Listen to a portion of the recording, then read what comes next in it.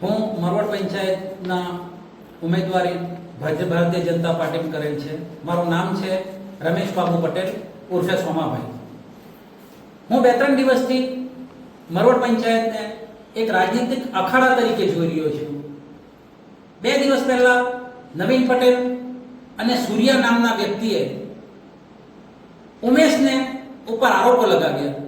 એમ કીધું કે પ્રદૂષણ પાણી, ટોરેન્ટોના હપ્તાખોરી કરે છે, આ બધા ધંધાઓ કરે છે. પણ હું તો ભાઈ તમને એ પૂછવા માંગુ કે ઉમેશ પટેલ જીતતાની સાથે જ 4-5 ગાડીઓ, મોટી મોટી લક્ઝરી ગાડીઓ ક્યાંથી લઈ આવ્યો? જીતીને 1-2 મહિનાની અંદરમાં લંડન જઈને ઘર, દુકાન, ઇન્વેસ્ટ એ બધું ક્યાંથી કર્યું એને? અરે મૂર્ખા હોય તો પહેલા પૂછો એને, બાકીનું બધું પૂછવા કરતા.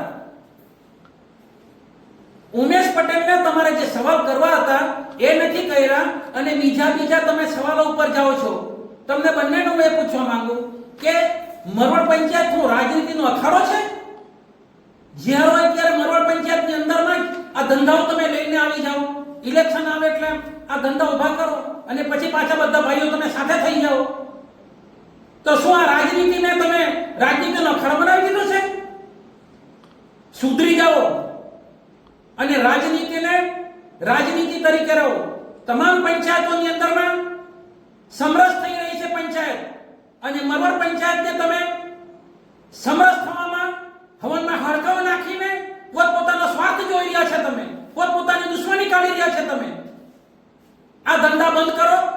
આપણા માનનીય પ્રશાસકે મરવડ પંચાયતમાં જે કામ કર્યા એ કામોને તમે જુઓ.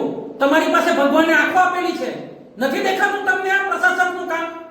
મોદીજીના કાર્યકાળમાં છેલ્લા 9.5 વર્ષમાં જે માનનીય પ્રશાસકે નમો પથ બનાવ્યું, એને દેશ વિદેશથી લોકો જોવા માટે આવે છે. દુનિયામાં એની વખાણ થાય છે. આપણા માનનીય પ્રફુલભાઈ પટેલજીની વખાણ થાય છે. અને આ તમે પોતાના રોટલા શેકવા માટે રાજનીતિ આવી એટલે પોતાના ટોપલા લઈને નીકળી પડ્યા પાછા તમે કે અમે અમારું પોતપોતાનું ઘર ભરીએ. પણ ભાઈ, મારા દમણની જનતા સારી રીતે જાણે છે.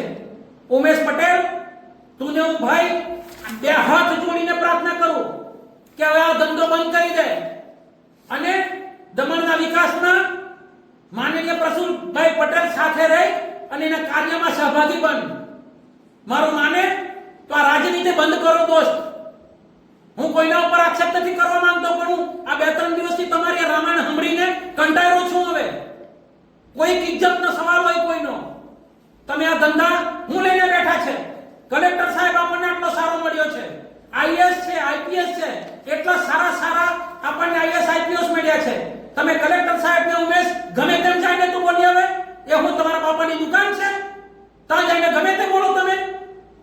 આ કદાવી દમણની જનતા સહન નહીં કરશે.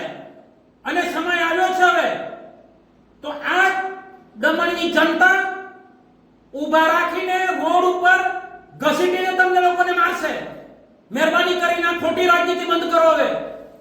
અને આ રૂપિયાનું જે કારખાના ખોલીને બેચેલા છે ને, એ હપ્તાખોરી કરવાનું જે કામ તમે લીધું છે ને, એ ભાઈ બંધ કરો. તમે કેટલા બધા દૂધનો ધોઈલા છે હું જાણું છું. આ મારું મોઢું હવે મારે ખોલવું પડ્યું, અને વધારે જો ખોલીશ ને તો તમારા સમજી મને બોલ ખોલવાની વાર નહીં લાગે. ધન્યવાદ દોસ્ત, બંધ કરી દેજો હવે.